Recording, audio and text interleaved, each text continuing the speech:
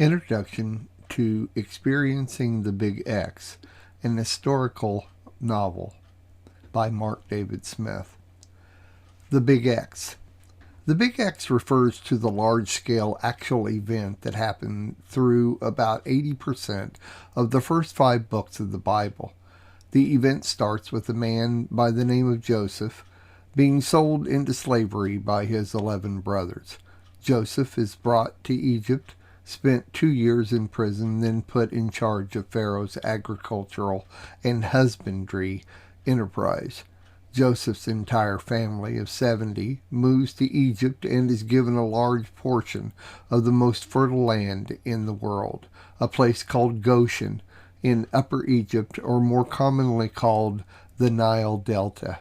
Immediately following this, people from all over the world moved into the land north of Goshen and formed a new community which today is called Quantir. After a period of 230 years and 44 pharaohs, our story begins with the planning stages of an enormous exodus for the remnants of Joseph's family.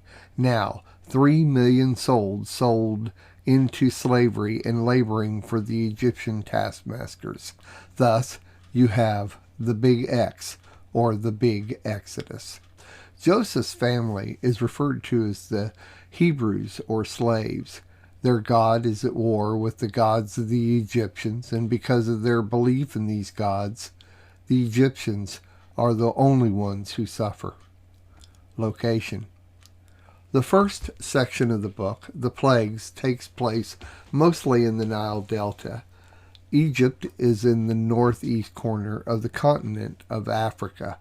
Once the exodus of the Hebrew people from Egypt actually takes place, they travel east to the country of Midian, where the gods of the Hebrews gives them instructions on how to live and to be a separate people.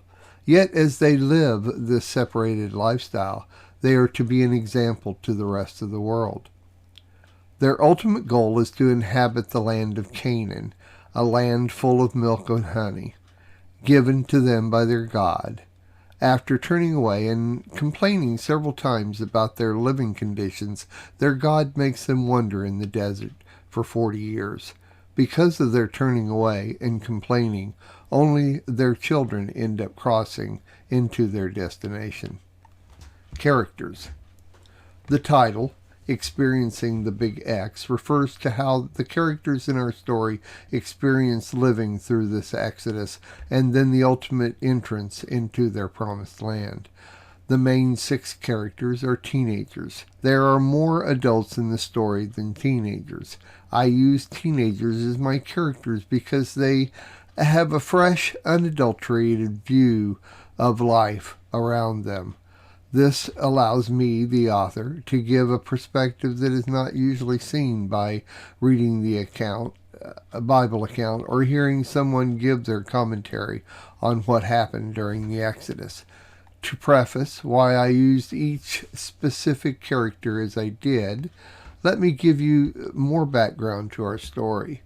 As the Hebrew community of Goshen grew north, and as the Egyptian world community of Quantir grew south, eventually, by the beginning of our story, the two of them connected.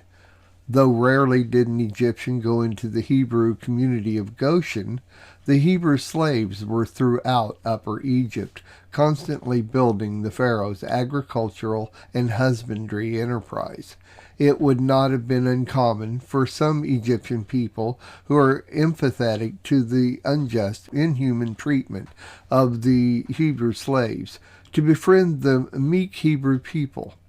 This is basically what my story is about: empathetic Egyptians who befriend the Hebrew people.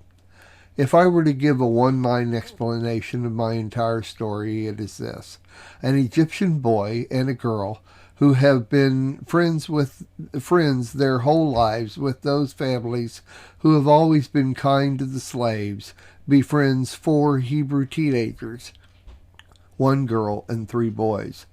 Obviously, just these 6 characters, each by themselves, present their own situational problems. but by putting away the two completely different cultural backgrounds, all they know is that they are the same age and are friends to the end. Adults in any society and cultural setting cannot do this. The Bible says that when the Hebrews left Egypt, many of the Egyptians left with them. Now, looking at my characters, the rest of this story should be obvious. With any historical novel, the main outline of the story is history. Usually, some of the characters are actual people who were a part of this history, and the others are added in to tell the story. With this actual historical event, I use the opposite approach. My main characters are fictional people interlaced with actual people who were a part of the original story. I stayed true to the character of names also. Egyptians have Egyptians' names, and the Hebrews have Hebrew names. This one negative concern by pre-readers has been the number one concern of mine from the beginning. I have made the decision not to compromise this integrity. The first couple of chapters I used their full names when mentioning who says what. You will find that the characters themselves call each other by nicknames or shortened versions of the full names, much of the same way we use these as endearing ways to call each other today. After the first two chapters, once the reader has learned their names, I shortened most of the names in the story to those nicknames. I do hope it works for you. As a special extra page, I have given a character tree called Names with their ties to at least the main characters, which they are Hebrew or Egyptian, and the chapter they are originally found in. Hopefully, this will help the reader to keep track. Also, a chart map of Egypt and how Goshen, Qantir, Upper and Lower Egypt are laid out for our story. I remember reading Lord of the Rings when I was very young. This book catapulted me into the world of intricate, multi-character storylines. I am absolutely fascinated by this writing technique and hope it intrigues you also. I do understand that not everyone holds to this enchantment. So if you prefer a simpler read, may I offer a suggestion? As you read this long, epic novel, enjoy each couple of chapters as a separate series of books.